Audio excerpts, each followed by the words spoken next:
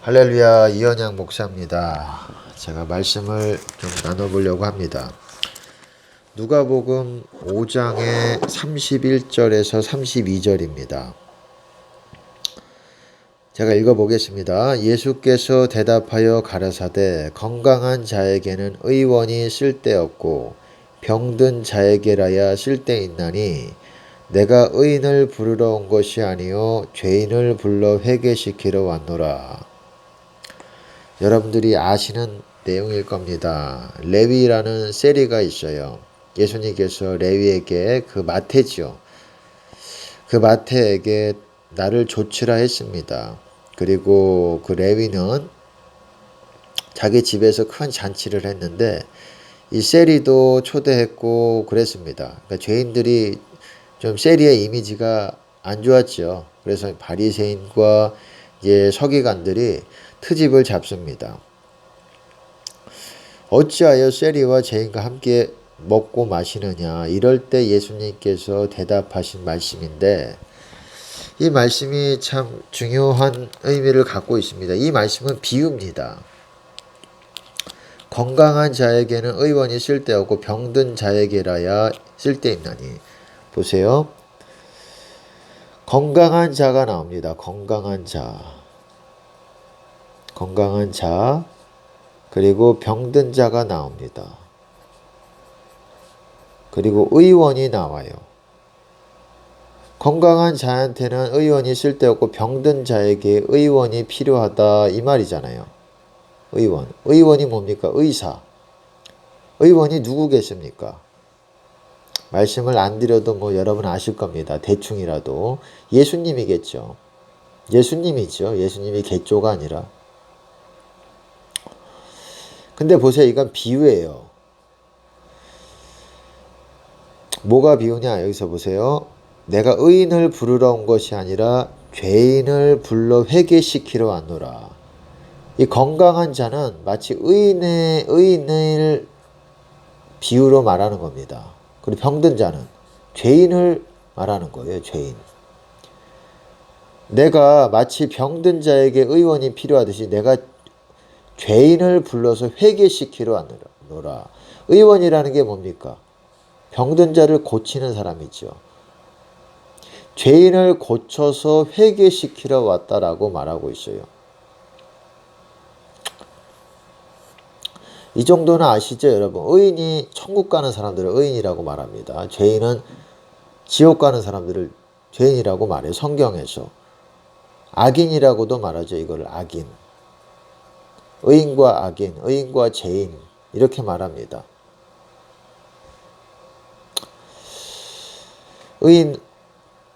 죄인 하나가 회개하면 천국에서는 회개할 것 없는 의인 99명으로 인해서 기뻐하는 것보다 더 기뻐한다 이런 말씀이 있잖아요.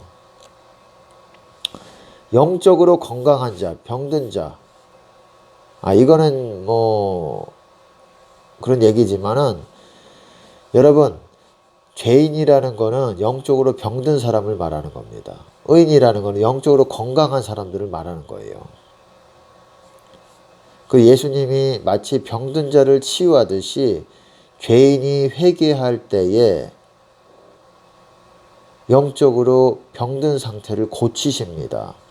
보세요. 성경에서는 이게 사람을 통해서도 이렇게 구원에 대해서 설명을 해요.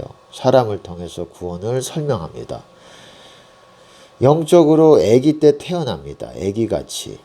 아기 때 태어나요. 이게 뭡니까? 성령 세례를 받게 될 때, 우리가 성령 세례를 받게 될 때 어떻게 됩니까? 우리가 태어나게 되는 거예요. 영적으로. 거듭남이에요. 성령 세례라는 게 거듭남. 중생이라고도 말하죠. 중생의 씻음과 성령의 새롭게 하심이라고도 말합니다. 이렇게 태어납니다. 태어났으면 사람이 점점 자라가죠. 초등학생, 중학생, 고등학생, 점점 이렇게 머리도 커지고 다 커지죠. 이렇게 다리도 길어지고 영적으로 아기 때 태어나죠. 점점 이렇게 자라게 되는 거예요. 이렇게 점점 이렇게 장성한 분량까지, 그리스도의 장성한 분량까지 자라가는 겁니다. 마치 구원도 이렇습니다. 우리가 계속 거듭나서 태어났으면 점점 자라가야 돼요. 우리가 바뀌어지면서 점점 영적으로 성장해 가는 거예요. 그렇게 영적으로 큰 자가 되는 거예요. 큰 자가. 성장한 사람이 큰 자예요. 여러분. 영적으로 큰 자가 되는 겁니다. 장성한 자예요. 장성한 자. 장성한 자들이 큰 자가 되는 겁니다. 천국에서도. 이렇게 아기 때 영적으로 처음에는 아기예요. 그래서 아기 때는 영적인 젖을 먹지요. 우유, 밀크라고 합니다. 밀크, 우유. 영어로 보시면은. 사도 바울도 그랬잖아요. 고린도 교회에게. 내가 너희에게 단단한 음식을 먹이고 싶지만 영적인 그리스도 안에서 어린아이이기 때문에 내가 우유를 젖을 먹일 수밖에 없다라고 말하고 있습니다. 마땅히 때가 오래되었으므로 선생이 되었어야 했는데 여전히 너희들은 어린아이다. 육신적으로 행한다. 이렇게 말하고 있습니다. 이게 뭐냐? 구원을 말하는 건데 이게 뭐냐? 새 사람을 말하는 거예요. 그리스도 안에서 우리가 성령 세례받고 거듭날 때에 그리스도 안에 주님 안에죠. 주님 안에서 새로운 피조물이라고 그러잖아요. 새 사람이 생겨나게 되는 거예요. 새 사람이. 어떤 내가 아닌 과거의 내 모습이 아닌 다른 형상이 내 안에 있게 되는 거예요. 창조가 되는 거예요. 새로운 피조물이라고 그러잖아요. 피조물. 이전 것은 지나갔으니 보라 새 것이 되었도다. 이전 것이 뭡니까? 옛사람은 지나갔다. 올드맨은 지나갔다. 뉴맨이 그리스도 안에서만 우리가 경험할 수 있는 뉴맨, 새 사람이 있어요. 이게 태어나게 되는 거예요. 그리고 점점 성장해 가야 되는 겁니다.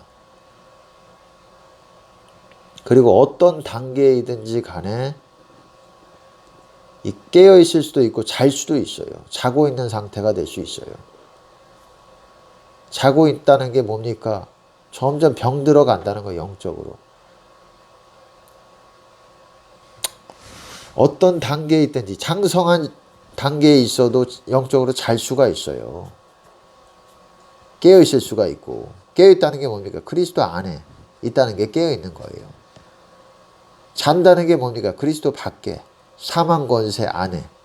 그리스도 밖이 사망 권세. 제가 두 개의 영적 영역에 대해서 말씀을 드렸죠.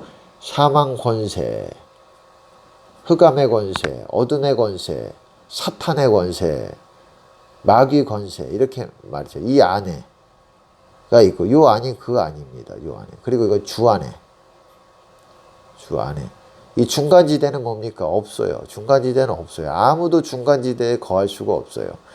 사람은 싫든 좋든 이 두 개의 영역 중에 한가운데에 하나에 거하게 됩니다. 모든 불신자들은 여기 거예요. 여기. 평생을 여기서 거예요. 뭐 선행을 하고 뭐 좋은 일을 하든 구제를 하든 여기서 거합니다. 나쁜 일 해도 여기서 거하고 여기서 평생을 살다가 여기서 죽어서 지옥에 가는 거예요. 근데 성령 세례를 받게 되면 어떻습니까? 우리가 여기로 이전이 되는 거예요. 이동을 하게 되는 거예요. 흑암의 권세에서 그의 사랑의 아들로 옮기셨다 그러잖아요. 여기로 옮기는 거예요. 그럴 때 우리가 이 안에서 새 사람이 있게 되는 거예요. 태어나게 되는 거예요. 응애응애하고 아기처럼. 그래서 우리가 젖을 먹고 말씀의 젖을 먹고 성령을 우리가 경험하면서 점점 이 주님 안에서 성장해 가는 거예요. 이렇게 구원이 설명이 됩니다. 그리고 여기서도 어떤 단계에 왔든지 이렇게 성장해 가는 거예요. 주님 안에서. 또 어떤 단계에 왔든지 우리가 다시 이쪽으로 갈 수도 있어요. 죄 짓게 되면. 그리고 그 상태로 계속 회개하지 않는다 그러면 계속 영적으로 병든 상태가 되는 거예요. 여러분 이 유다서에 보시면 부패한 자라는 표현 들어보셨잖아요. 부패한 자. 영적으로 썩는 사람이 부패한 자. 병든 사람을 이렇게 표현하는 거예요. 죄인이라는 거예요. 의인이 천국 가는 겁니다. 죄인은 지옥 가는 사람들이에요. 이거는 회개가 된 사람이고, 이거는 회개가 안 됐기 때문에 내가 죄인을 회개시키려 하느라. 회개시키면서 영적으로 병든 사람을 건강하게 고치시는 분이 예수님인 거예요.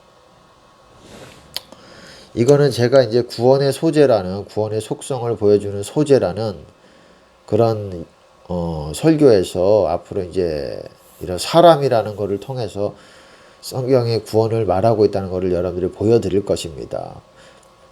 제가 앞서 이제 여러분들에게 시리즈로 이제 말씀을 드릴 건데, 제가 설교를 했죠.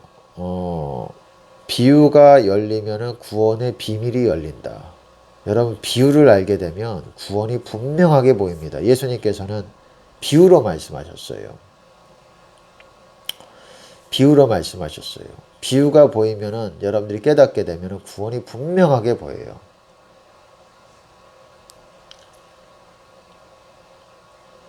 한번 주목해서 보시기 바랍니다.